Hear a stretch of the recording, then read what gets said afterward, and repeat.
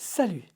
Avec cette quatrième vidéo se conclut notre série traitant des éléments alchimiques avec lesquels sont en relation les signes astrologiques. Nous vous invitons à consulter les autres opus que nous avons tournés avec l'astrologue Michel Janton. Voici donc l'élément eau qui va nous réserver encore de belles découvertes. Top! Michel Janton, bonjour. Alexandre, bonjour. Rendez-vous 4 éléments, 3 signes astrologiques. Le dernier volet, les signes d'eau. Oui, nous terminons la boucle avec des éléments d'eau. Alors, hein, on a revu le feu, on a vu la terre, on a vu l'air. Maintenant, on est dans un univers bien particulier, qui est l'univers des signes d'eau, qui est l'univers des émotions. Où clairement, sur ces trois signes-là, que sont le signe du Cancer, le signe du Scorpion et le signe du Poisson, sont avant tout, les émotions qui dominent les personnalités ou les personnes marquées par ces signes d'eau. Les signes d'eau, c'est tout un univers, donc on l'a vu, émotionnel, de rêve, d'imaginaire, de perception médiumnique, d'intuition, tout ça domine. On exclut la réalité, le concret, l'envie, etc. Là, on ressent, on sent, on imagine. On crée, mais on crée d'une façon poétique. On est dans la poésie. Donc on va commencer par le premier signe, le plus poète, le premier signe d'eau, qui voit naître, ou en tous les cas l'émergence de beaucoup de poètes, le signe du Cancer. Premier signe d'eau, cette fameuse roue du zodiaque. On est dans un univers avec les gens du Cancer très particulier. C'est un univers de rêve, d'émotionnel. C'est un univers où le jardin secret a sa place. Les gens du Cancer sont marqués par de l'émotion. C'est la planète maîtresse des Cancers, c'est la Lune. Donc on est dans le féminin. Les signes d'eau sont des signes féminins, réceptifs, in. Donc on reçoit les émotions. Mais le signe du Cancer reçoit particulièrement les émotions avec l'estomac. Donc, il se protège, en tous les cas, quand il reçoit trop d'émotions, la façon de se protéger, c'est de se refermer. Comme le crabe, qui symbolise bien le signe du Cancer. J'ai trop d'émotions. Soit j'en reçois trop, soit j'en ai trop à donner, donc je sais plus faire, je sais pas comment canaliser ça. Je me referme, clac, ça me protège. Et je me referme en partant dans mon univers, celui auquel personne n'a accès. Même les meilleurs amis, les meilleurs copains, ils ne savent pas. Ça, c'est très cancérien. Donc, c'est à la fois des gens marqués par la lune, donc l'enfance, ces gens qui sont des enfants, c'est comme ça, donc ont besoin d'être maternés, les gens du Cancer, soit maternent, soit protègent, soit ont un besoin absolu de protection. Donc, suivant évidemment le parcours de chacun, des fois c'est un mixte, hein, les parents Cancer sont des parents protecteurs. Hein, la maman Cancer, elle protège, le papa Cancer, il protège ses enfants. Donc c'est un côté très, on a bien cet univers maternel, la matrice maternelle. Donc et ça symbolise bien aussi le reste des signes d'eau que je vais faire. C'est le dénominateur commun des signes d'eau. Oui, oui, D'accord. oui. Mais vous verrez que sur le Scorpion, c'est un petit univers un peu plus dur, ou le signe du Poisson. Donc le signe du Cancer, il y a l'enfance. C'est le signe de l'enfance, sous toutes ses formes. Donc, parent, je suis un bon parent, un bon père ou une bonne mère, mais où je garde mon tempérament d'enfance, même jusqu'à même avec l'avancée dans le temps, hein, 40 ans, 50 ans, 60 ans, 70, 80, je peux me comporter encore comme un enfant. Parce que c'est mon univers. Donc, c'est aussi un univers, c'est des gens marqués par le signe du Cancer, très créatifs. C'est-à-dire, il y a des poètes, hein, créés par la poésie, mais ils Il faut qu'il crée. Alors, il peut être poète, alors, beaucoup de poètes, hein, beaucoup de cuisiniers, on a beaucoup de gens qui aiment les choses. Ça doit vous parler, ça, Alexandre. Beaucoup de gens voilà, les gens du cancer aiment ça. Aiment faire des choses, créer des poètes, des artistes, des cuisiniers, des chanteurs. Ils savent tout faire. Quelque part, ils ont ce don naturel de tout faire.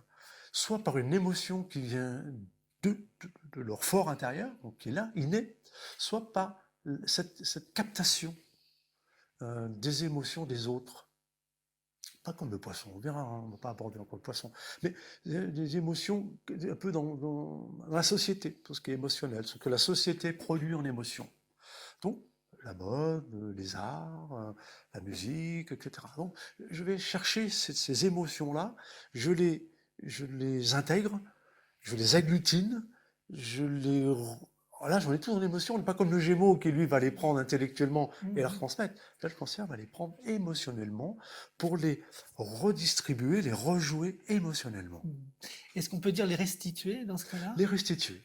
Oui. Alors, à sa sauce, c'est normal. Oui. On est tous, tout le suivant, on est un filtre. On reçoit des informations, qu'elles soient intellectuelles, émotionnelles, pragmatiques, et on est là pour les rejouer en fonction de notre personnalité. C'est ce qui est notre construction. C'est la démarche artistique qui est décrite ici. Oui, clairement. Des signes d'eau, alors il y a des signes de feu qui sont comme le lion ou la larme, et là, flamboyant, c'est différent. Le cancer, c'est de l'émotion. Je reçois des émotions. Les signes d'eau, il faut donner de l'émotion. Ça passe par les émotions. Ça part bien sûr par la pensée. On pense comme tout être humain. Les signes d'eau pensent, mais c'est quand même par l'émotionnel. On joue sur l'émotionnel. Les signes d'eau vont jouer sur l'émotionnel tout le temps, tout le temps. La sensibilité. Alors attention à la sensiblerie. C'est-à-dire, comme toujours, trop d'émotions, hein, les signes d'eau, l'eau, elle n'a pas de structure. Dans un bocal, elle reste dans le bocal. Mais autrement, on sait bien que pour arrêter l'eau, c'est difficile. L'eau éteint le feu. Mais le feu, il peut faire évaporer l'eau. Mais malgré tout, c'est l'eau qui gagne, parce que l'eau va de partout. Hein, donc, c'est un manque de cadre. Elle prend la forme qu'on lui donne quand on l'enferme. C'est ça. Mais quand on ne l'enferme pas, elle est libre et elle a toute la force. Elle prend toutes les formes qu'elle veut, mais en fonction des obstacles aussi. C'est ce côté des signes d'eau, c'est la plasticité. Ma capacité à m'adapter, à utiliser d'autres formes pour exister. Donc, le signe du cancer, on l'a vu, c'est l'enfance. Je suis un enfant, je reste un enfant, j'aime les enfants. C'est le rapport à la mère, très important. Le rapport à la lune. Hein, les couples mère-fils en tant que rapport affectif. Beaucoup d'enfants cancer, hommes cancer, qui font presque un rattachement à la mère, une exclusivité comme un couple. C'est-à-dire donc du mal à trouver une femme, parce que la femme, l'épouse, hein, la compagne, faut qu'elle ressemble. La notion de la mère, de ma mère, elle est très importante. Bon, alors là, je généralise après, évidemment, hein, chaque cas étant différent. Mais c'est ça, on fonctionne comme ça.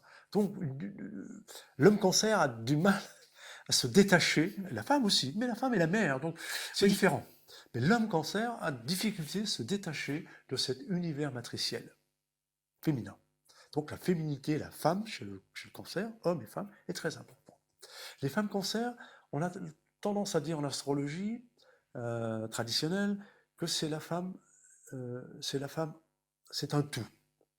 C'est-à-dire que c'est à la fois la mère, à la fois l'épouse, à la fois la maîtresse, l'amante. C'est-à-dire la capacité d'être les trois en une seule personne. Ça, c'est une faculté des gens marqués par le signe, enfin les femmes marquées par le signe du cancer. Autant l'homme peut rester enfant, autant la femme cancer, une fois qu'elle est devenue femme, enfin mère, peut passer au stade plus d'amante, maîtresse, etc. Donc c'est une caractéristique des femmes cancer. Donc la lune, c'est l'émotion, la planète maîtresse de ce signe, c'est les émotions. Donc c'est des gens très sensibles, forcément, une énorme sensibilité. Mais comment on pourrait dire? Autant avec les autres signes, on va voir comment cette sensibilité se matérialise. si je peux vous exprimer ça avec, Mhm. avec les gens des signes d'eau. Mais chez le cancer, c'est par la créativité. Ça reste onirique, Oui. Ah essentiellement. ben c'est un monde de rêve. Mhm. Clairement, c'est Jean Cocteau, marqué par le signe du cancer, symbolise, c'est un cancer, ascendant cancer, si je ne me trompe pas, Cocteau, alors de mémoire, euh, en tous les cas, la lune est très présente chez Cocteau, c'est le poète, c'est le peintre, le poète, l'écrivain, cet univers lunaire chez Cocteau, très présent. Donc, très riche, univers extrêmement riche et avec un jardin secret, le plus secret de tous les signes. Le deuxième signe, maintenant. Alors là, c'est le signe du scorpion. Quand je dis alors là, C'est vrai qu'à chaque fois que l'on parle du scorpion, il y a toujours des gens c'est qui un font des... fantasme Ah, absolu, c'est oui. un mythe. Mais je pense qu'on peut le détricoter, ce mythe. Oui, oui, on va ramener aussi on va ramener ça. à la valeur, parce Ouais. que, encore une fois, en astrologie, il n'y a pas de signe meilleur que d'autres, il n'y a pas de planète meilleure que d'autres, il n'y a pas de signe plus faible que d'autres, c'est une notion de complémentarité. Il faut bien toujours avoir ça. Pour les internautes qui nous regardent, il faut bien garder ça à l'esprit. Tout est complémentaire. C'est pas un rapport de force, c'est un rapport d'équilibre. Chaque signe, chaque personne marquée par tel signe a des choses à faire, à dire, à comprendre pour faire partager, compléter la société dans laquelle on vit, le monde, l'humanité. C'est pour ça que l'astrologie est si riche. Oui. Ça nous permet de rentrer de connaître le monde dans sa globalité et en même temps dans sa spécificité, rentrer dans chaque inconscient. Parce que c'est un mot très poisson, mais très signe d'eau, l'inconscient. D'accord. Alors, comment le scorpion aborde-t-il son signe d'eau? Alors, le scorpion, c'est un signe d'eau. C'est un signe d'eau d'automne-hiver. C'est des zones, autant le cancer, c'est des signes du printemps encore, enfin d'été. Juin, juillet, oui. On rentre dans l'été, c'est quand même gai, c'est frais. L'été, on adore ça, quoi. Il y a les fleurs, les papillons, les oiseaux, enfin, etc. Le scorpion, lui, c'est un signe d'eau plus stagnante. C'est-à-dire, alors le cancer est un signe cardinal, donc comme on l'a vu, d'élan, on crée, on est un signe très créatif. Le signe du scorpion est un signe fixe. Alors, c'est les idées fixes qui pourraient caractériser le scorpion. C'est la fixité de ses idées. C'est pas la rancune, pas la rancœur. C'est quand j'ai une idée dans la tête, je la garde en mémoire, plusieurs années après, ça peut ressortir. C'est une idée, c'est une émotion fixe, plus exactement. Une émotion fixe. Je crois que c'est ce qui caractérise le signe du scorpion. C'est pour lui un repère, une borne. Oui, parce que l'émotion du scorpion, c'est une émotion de la psychologie, de la profondeur. C'est les tripes qui parlent avec le scorpion. Ouais. Avec la lune, c'est l'émotionnel, c'est l'émotionnel entre guillemets léger. Avec le scorpion, c'est un émotionnel viscéral. Oui. Psychologique, oui. presque psychanalytique. D'accord. C'est un signe qui creuse, c'est un signe qui analyse, c'est un signe qui est capable de percevoir en peu de temps la véritable personnalité de la personne qui est en face de lui. C'est pas de la médiumnité, c'est le poisson plutôt ça. Le scorpion, c'est de l'intuition psychologique. Oui. Donc on a des détectives, tous les gens qui travaillent à découvrir, on a aussi des chercheurs en biologie, tous les gens qui vont scruter, des gens qui ont cette perception de l'infiniment petit. Mais avec de la créativité, puisque c'est un signe d'eau, c'est ça? Oui. C'est un signe qui a besoin d'exister parce que c'est un signe fixe, donc qui peut s'enfermer dans ses émotions. Et ça tourne et ça brasse. Oui. Et ça tourne et ça brasse. Les idées fixes, et ça tourne. Ça devient autodestructeur. C'est un mot-clé. C'est pour ça que les scorpions sont souvent mal perçus. Parce que ils travaillent avec les tripes. Alors ça sort avec les tripes. Ils ressentent quelque chose, ils le disent tout de suite. S'ils n'arrivent pas à sortir ces émotions, elles vont tourner en rond dans leur tête et dans leur tripes. Et ça tourne et ça tourne. C'est une forme d'autodestruction. On est dans le scorpion, il faut qu'il sorte de ses émotions fixes. Il faut que ça sorte. Donc ça sort pas aussi par la créativité, bien sûr. C'est des gens qui sont capables de créer, c'est des grands créateurs de grands projets. C'est c'est un signe très fort. On a 3 signes forts en ordre zodiaque, qui sont le Capricorne, le Lion et le Scorpion, parce que ce sont des gens des personnes qui ont une puissance intérieure, un peu plus que les autres signes. Encore une fois, c'est pas mieux, c'est pas moins bien. C'est différent. C'est différent. Il l'exprime Voilà. différemment. Il l'exprime différemment. Ouais. Donc, ce monde, cet univers Scorpion, est un univers d'émotionnel, d'irrationnel et en même temps très tripal, si j'ose utiliser ce terme. Oui. C'est les tripes qui font fonctionner. Donc, et quand ça va pas chez un Scorpion, ça ne va pas. On ne tourne pas autour du pot. Ça ne va pas. Donc, si je ne peux pas exprimer ce qui ne va pas, par le verbe, parce que je n'ai pas quelqu'un en face de moi qui me comprend, eh ben, je vais me détruire, m'auto-détruire et surtout détruire mon entourage. C'est parce que d'où cette mauvaise image du Scorpion, ce sont des destructeurs. Alors, évidemment, on ne peut pas nier que ce ne sont pas des destructeurs et qu'ils ne détruisent pas. Mais avant tout, leur motivation profonde, c'est je ressens tellement les choses avec les tripes, qu'il faut que ça sorte. Et j'ai ce sentiment, cette analyse intuitive de ce qui est essentiel. Ce qui est une qualité également. Et oui, quand c'est bien vécu. Voilà. Ce sont des très grands créateurs. Ce sont des gens qui ne laissent jamais en paix pour eux-mêmes, qui n'acceptent jamais une situation comme définitive. Comme pour tous les signes, il y a la médaille et son revers. Voilà. Donc cet univers Scorpion, vous voyez Alexandre, il faut un petit peu le dépoussiérer dans sa négativité, dans cette perception négative. C'est pas un signe facile. Il n'est pas facile pour lui-même, il n'est pas facile pour les autres, parce que justement, comme je réagis avec l'émotionnel, ben l'émotionnel, il est pas analysé là. Il n'est pas raisonné comme avec le signe de la Vierge. Il passe pas par ces filtres de la raison. Le Scorpion filtre la raison, c'est l'émotionnel. C'est l'émotion avant. C'est l'émotion. Hein. Donc j'ai les idées fixes, fixes, mais c'est mes émotions qui sont fixes. Pour ça, il faut que je les évacue. Donc pour évacuer, ben, c'est créer, c'est faire, entreprendre. Ça peut être à la fois des gens hyper individualistes, ou au contraire, ben encore souvent, au contraire, hyper collectifs. Ça dépend bien sûr là du thème, de l'ensemble du thème, et ça on y viendra à la prochaine vidéo. J'ai envie de dire que c'est le prototype du héros romantique.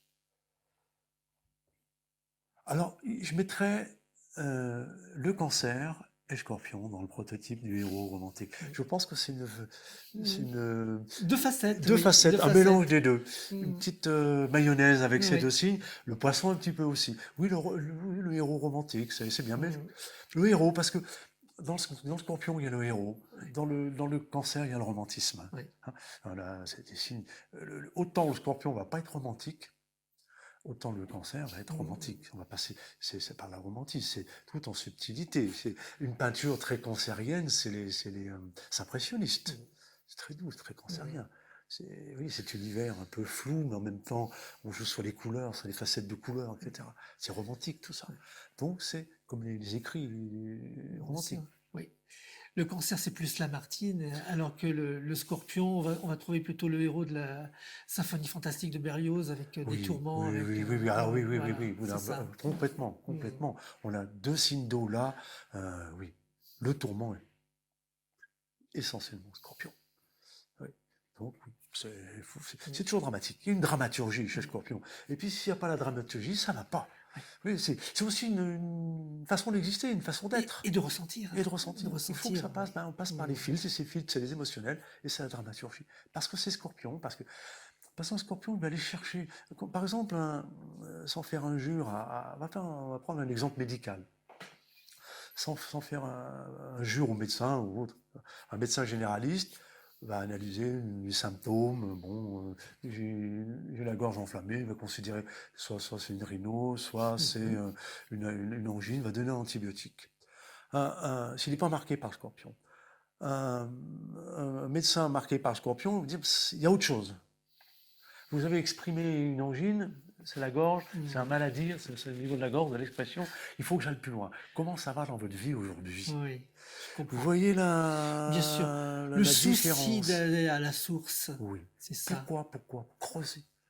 Creuser. Dans la physique quantique est éminemment Scorpion. Creuser dans l'infiniment petit, aller chercher les choses. Donc les gens qui travaillent dans les laboratoires, dans la biochimie, je vais chercher. C'est très Scorpion.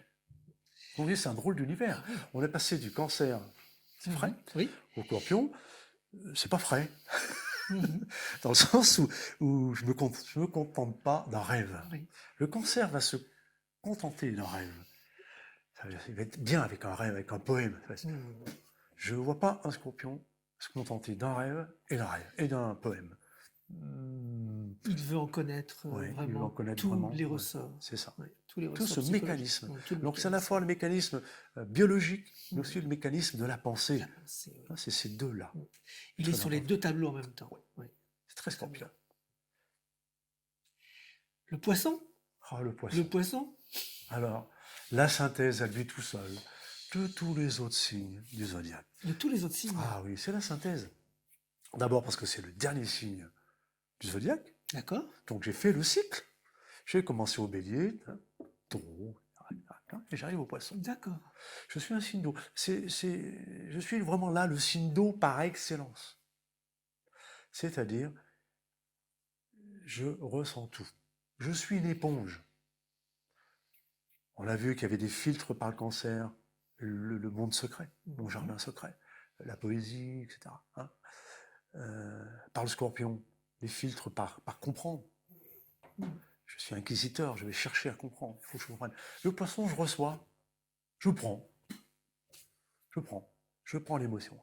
Je rentre dans une pièce, j'ai déjà toute l'émotion de la pièce. S'il y a un groupe que je connais pas, je sais déjà, je ressens intuitivement les uns, les ci, comment sont, si c'est bien, si pas, si l'atmosphère est bien, si c'est pas bien. C'est un signe d'eau. Mais c'est éminemment poisson. Donc, c'est-à-dire que je n'ai pas besoin de passer par la pensée rationnelle, analytique. J'ai pas besoin de passer par la concrétisation des signes taureaux, par exemple le signe de terre, de réaliser des choses, etc. Je sais. C'est poisson, je sais. Donc, chez les poissons, il y a deux planètes qui sont maîtresses du signe du poisson. Vous avez les poissons jupitériens, c'est-à-dire sous la dominante, la maîtrise, ce qu'on dit, de Jupiter, sont des poissons plus concrets, plus réalistes, plus joyeux. On les voit, ils sont capables de réaliser, d'aller au bout des choses. Hein. C'est le signe poisson. Renoir, par exemple, cette peinture de Renoir, c'est un poisson, mais jupitérien. D'accord. Elle a une présence. C'est présent, Renoir. C'est là. Hein, c'est fort. Et vous avez le signe du poisson neptunien, sous la dominante et sous la maîtrise de Neptune.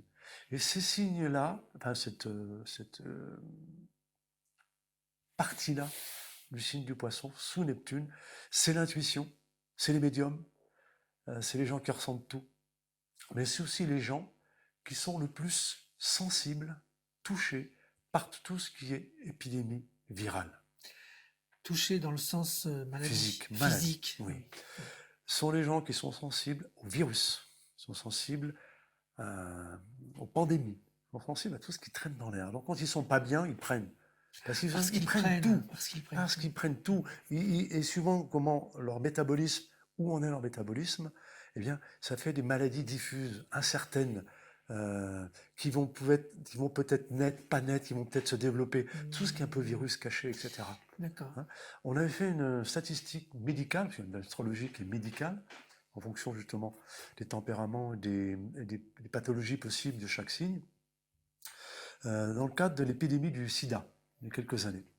Donc on avait pu recenser, c'est pas moi qui l'ai fait, mais c'est une équipe d'astrologues qui avait fait une recherche, pu recenser donc des cas de personnes malheureusement sidaïques, et on s'est aperçu dans la plupart, plus de 90% des cas, plus de 70% des cas, et dans les 30% restants, il y avait quand même des approches, Neptune était mal aspecté. C'est-à-dire dans le cas de grandes pandémies, c'est la planète Neptune, suivant dans le signe où elle se trouve, dans la maison où elle se trouve, et les aspects, on le verra après en analyse de thème, avec quelle forme, avec d'autres planètes ou d'autres angles du thème, et cette planète vecteur, catalyseur, centralisatrice de la pandémie et de la notion d'épidémie. C'est possible que nous nous arrêtions quelques instants sur Neptune et sa signification? Oui, parce que elle colle avec le signe du poisson. Donc c'est pour ça que je vous disais, quand le signe du poisson, le dernier signe là, c'est aussi le signe, on va venir à Neptune, hein, c'est le signe de la médiumnité, c'est le signe euh, de la synthèse, mais pas de la synthèse de la pensée, Oui, de la synthèse, pardon, des émotions, d'accord. de la pensée jupitérienne, Mhm. mais aussi des émotions neptuniennes. Il faut que la pensée passe par l'émotion chez eux. Oui, C'est incontournable. c'est incontournable. C'est le monde inconscient du poisson, donc l'univers inconscient du poisson, c'est la synthèse de tout l'inconscient collectif des autres signes. Il a la capacité intuitive. Alors, quand on regarde Neptune, hein, ça fait le cercle de la Terre, et vous avez l'antenne, un trident. Oui. Hein. Donc, cette antenne, ça capte toutes les énergies cosmiques. Donc, se reçoit. D'où le nombre important de personnes marquées par le poisson Neptune médium, une capacité à percevoir les autres mondes parallèles. Donc on a des gens intuitifs qui sont capables de dire en ressenti, soit en image, soit en perception, soit en message, de donner des indications sur l'avenir, hein, sur ce qui peut se passer pour les gens ou pour une société. À l'inverse, si c'est mal maîtrisé, si c'est mal contrôlé, ils peuvent partir dans des mondes de schizophrénie. D'accord. Énormément de gens schizophrènes, ça on a fait des études, alors les astrologues ont fait des analyses, pour ceux qui sont intéressés par les analyses comparatives justement, entre les maladies traditionnelles du monde médical d'aujourd'hui, de la médecine d'aujourd'hui et l'astrologie, on s'aperçoit que beaucoup de personnes schizophrènes sont en réalité beaucoup trop sensibles, où Neptune est mal aspecté. Exactement. Ce Neptune dont vous souhaitiez un petit peu plus d'analyse, Alexandre, ce Neptune est mal aspecté. D'accord. Ils ne savent pas verrouiller la porte de leur mental et ils laissent passer les émotions. Et ils perçoivent. C'est pas des émotions, c'est pas un imaginaire qui se crée. C'est un imaginaire qui est un réel d'autres mondes qu'ils reçoivent en information. Et c'est toute cette subtilité, ce cloisonnement qu'il ne faudrait pas faire.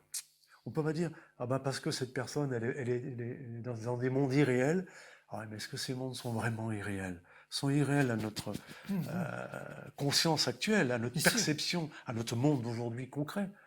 Mais peut-être, là j'ouvre la porte à l'astrologie, à l'analyse d'un thème, peut-être que ce monde, cet inconscient, ce monde inconscient, on dit, oui, c'est inconscient, il fait les choses inconsciemment. Mais ça ne veut pas dire qu'il fait les choses parce qu'il n'y a rien derrière. L'inconscient, c'est probablement la partie de notre construction personnelle humaine la plus importante. Tout de l'inconscient, tout part de notre inconscient. Et c'est le travail à faire. Et donc en astrologie, on a parlé de Lilith, hein, la lune noire.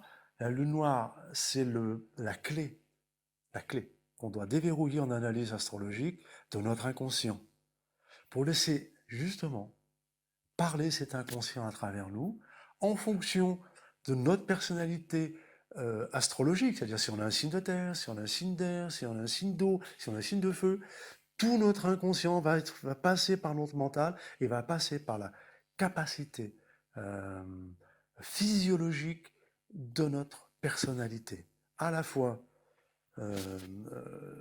corps, c'est-à-dire la structure du corps, des émotions, donc des glandes, des chakras.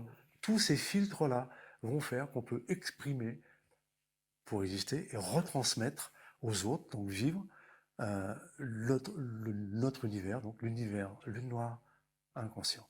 Vous voyez que le signe du poisson, Neptune, signe du poisson Neptune, hein. Jupiter lui venir, c'est un poisson généreux, c'est un poisson empathique, c'est un poisson humanitaire, hein. C'est souvent les gens poisson Jupiter, c'est des humanistes trop généreux presque. Ouais. Je compte pas, hein. Les je donne. Combien de poissons généreux ont donné leur fortune et sont finis pauvres? Des exemples, on a beaucoup. D'accord. Ça, c'est très poisson. Donc, c'est une synthèse. Et en même temps, c'est un monde c'est des gens qui ont accès à la créativité. C'est une créatrice, une esthétique. C'est des signes jupitériens, épicuriens, qui aiment aussi la vie. Oui, c'est ça. Le revers de la médaille des signes du poisson, c'est trop de sensibles, c'est la fuite. Les gens, on dit c'est des savelettes. On ne peut pas les comprendre. On les croit ici à droite et ils sont à gauche. On les croit devant, ils sont derrière. Ils font demi-tour du jour tout de suite. Hop. Ils disent mais c'est les girouettes. Non, c'est pas les girouettes. Parce qu'eux-mêmes, ils ont des émotions qu'ils n'ont pas canalisées. Ils ont des émotions qu'ils n'ont pas forcément comprises.